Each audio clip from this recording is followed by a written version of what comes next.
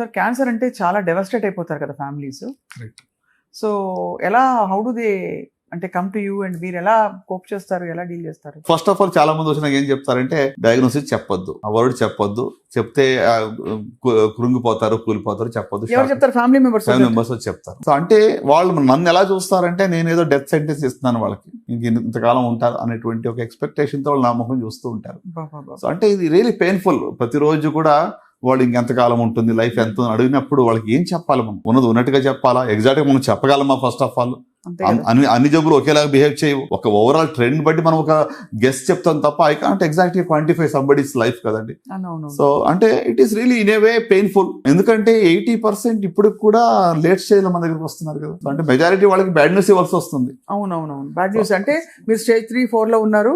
So మీ survival rates 5 years survival rates less than 60%, 50%. Stage 4 ఉంటే 5 years cure అవ్వదు, life span పొడిగిస్తున్నామని చెప్తాం. 1 year 2 years లేదా కొంతమంది 6 months. ఆ టైంలో ఫ్యామిలీస్ ఎలా ఉంటాయి సార్? అసలు చాలా ఎమోషనల్ అండి.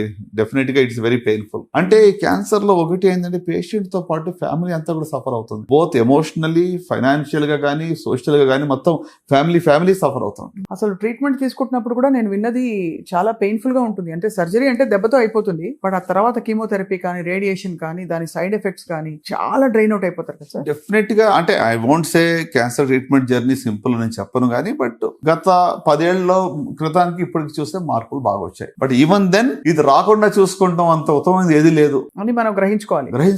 ఇప్పుడు ఫుడ్, మీరు ఇందాక ఫుడ్ గురించి మాట్లాడుతుంటే అదే అంటున్నాను. ఇప్పుడు ఫుడ్ జాగ్రత్తలు ఒక 2-3 decades తర్వాత కూడా ఎఫెక్ట్స్ చూపిస్తుంటుంది. ఏదో ఇప్పుడు ఈ సంవత్సరం బాగా ఎక్కువ నాన్ వెజ్ తిన్నాను, రకరకాల డిఫరెంట్ ప్రాసెస్ ఫుడ్ తిన్నాను, వెంటనే వచ్చేది అది. సో ద ఎఫెక్ట్ చాలా సంవత్సరాల తర్వాత ఉంటుంది కనుక మనం లాంగ్ టర్మ్ ఇన్వెస్ట్మెంట్ మన హెల్త్ మీద చేసుకోవాలి. లైఫ్ స్టైల్ అంటే ఫుడ్ ఒకటే కాదు, మరి ఫిజికల్ యాక్టివిటీ కానివ్వండి, అంటే అఫ్ కోర్స్ హ్యాబిట్స్ గురించి మీరు ఆల్రెడీ చెప్పారు. ఇది స్మోకింగ్ గురించి కానీ, మద్యపానం కూడా ఇటీవల చూడండి స్మోకింగ్ కొంతవరకు తగ్గిందేమో, కానీ ఆల్కహాల్ మరి మోతాదు బాగా పెరిగింది. సో ఆల్కహాల్ వల్ల డైరెక్ట్ గా క్యాన్సర్ వస్తుందని మనకి చాలా క్యాన్సర్స్ అండి, ఒకటి కాదు, ప్రూవన్.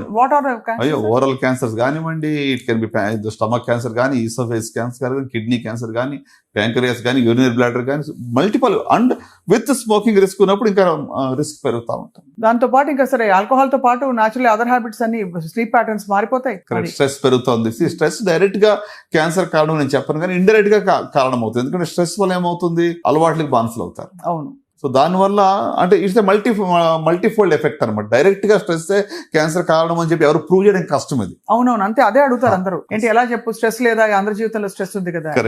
బట్ అది కార్టిసాల్ రిలీజ్ అయ్యి ఇద్దరు సరిగ్గా టోటల్ హార్మోనల్ ఇంబ్యాలెన్స్ అవటము, దాని ద్వారా ఏంటి ఇప్పుడు దాన్ని అధిగమించడానికి మనకున్న వేరే అలవాట్లు ఉంటాయి కదా. సో ఓవరాల్ అంటే హార్మోనల్ ఇంబ్యాలెన్స్ ఒకటే కాకుండా మరి ఆల్కహాల్ కానీ, లేకుంటే స్మోకింగ్ కానీ, ఇట్లా ఇవి కూడా వస్తున్నాయి. ఫుడ్ హ్యాబిట్స్ మారుతాయి. అవును, దాని వల్ల వచ్చే ఇతరత్ర వ్యసనాలు, ఫ్రైడ్ ఫుడ్స్ ఎక్కువ తింటారు ఆల్కహాల్ తాగే వాళ్ళందరూ కూడా. సో ఇదంతా ఒక అంటే ఇది వరకు లేనంతగా ఇప్పుడు ఎంఫసిస్ బాగా ఫుడ్ మీద కనిపిస్తుంది. ఒక చైన్ రియాక్షన్ ఇది. సో అంటే డెఫినెట్ గా మరి సమతుల్యమైన ఆహారము తీసుకోవడం అనేది మనం పిల్లలకు కూడా నేర్పించాలి ఇప్పటి నుంచి. మన పిల్లలకి ఏంటి, కూర్చోగానే బటన్ నొక్కితే వస్తుంది మనకి. ఇప్పుడు స్విగ్గీలు, జొమాటోలు అంటే ఎంత ప్రాసెస్ రెడీ ఫుడ్, లేకుంటే ఇప్పుడు క్యాన్డ్ ఫుడ్ మనం అలవాటు పడిపోయినాం.